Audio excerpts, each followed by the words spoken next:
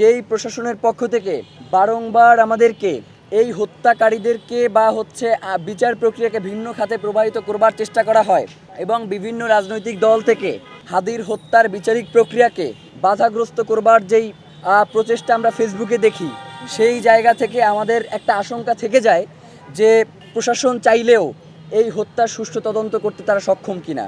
এই জন্য আমরা জাতিসংঘের অধীনে শহীদ ওসমান হাদির হত্যার একটা তদন্ত করবার জন্য তাদেরকে বলছি, বিচার করবার জন্য তাদেরকে বলি নাই।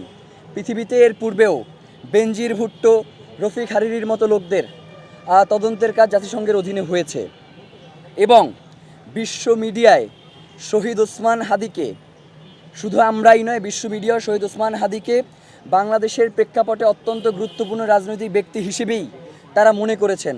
সুতরাং বাংলাদেশে রাজনৈতিক স্থিতিশীলতা, নিরাপত্তা, এই সকল ইস্যু সলভ করার জন্য শহীদ ওসমান হাদির হত্যার একটা সুষ্ঠু তদন্ত হওয়া প্রয়োজন।